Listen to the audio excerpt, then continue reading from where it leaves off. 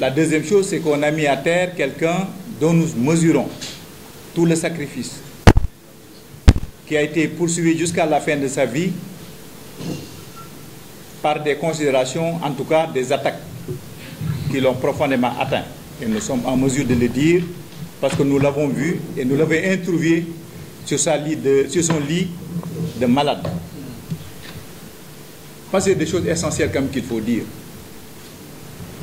Et je suis très gêné, effectivement, par ces attaques. Sinon, je pense que ça fait 2 ans qu'il y a des attaques et vous n'avez jamais entendu de réponse. Et ça, c'est quand même symptomatique.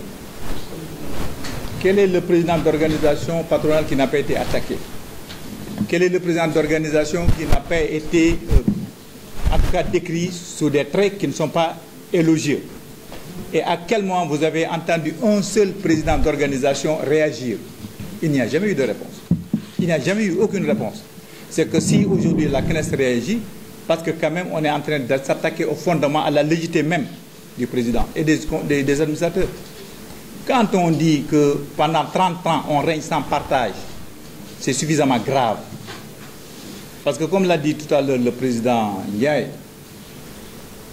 les chefs d'entreprise ne sont pas des démunis, sont des personnes intelligentes, sont des chefs d'entreprise qui n'attendent rien d'un président élu, qui sont capables de se débrouiller tout seuls, sortis des meilleures écoles, qui ont tout, qui ont leur terrain comme on dit.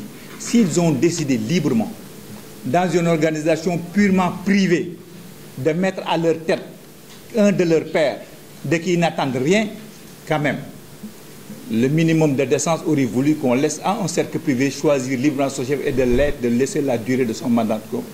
C'est exactement ça. Moi, j'ai un problème. Comment quelqu'un qui n'appartient pas à une structure, qui n'est pas actionnaire d'une structure, peut à chaque fois poser le problème de la légitimité et de la longévité d'un mandat? Ce que vous avez en face de vous, mais comme c'est des gens aussi intelligents, ils sont intelligents, ils sont capables de prendre les mesures. Cette question de la finalité, c'est très simple. On cherche à déstabiliser une structure. Ce n'est pas seulement ici, ça va se reproduire ailleurs. Et moi, je voudrais quand même prendre à témoin la presse. On aurait pu ne pas faire vraiment une conférence. Si vous interrogez les coupures de presse, si vous interrogez les archives, vos propres archives, vous vous rendrez compte de qui a dit quoi, contre qui et pendant combien de temps. C'est très simple. C'est un travail de presse aussi. Et c'est tout. On n'a même pas besoin de ça. Interroger ces 2 dernières années, toutes les coupures de presse, toutes les sorties faites par les uns et par les autres. Et vous comprenez qui a dit quoi et qui aujourd'hui se prévoit de quoi.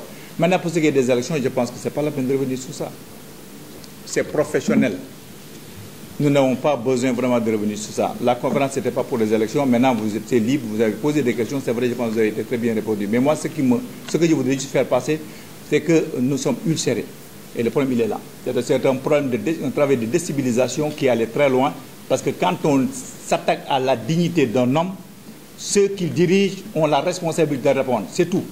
Comme on l'a fait dans une famille, qu'on l'a fait dans une contestation. On l'a fait pour Lamine, on ne l'a pas fait pour Lamine, il est parti.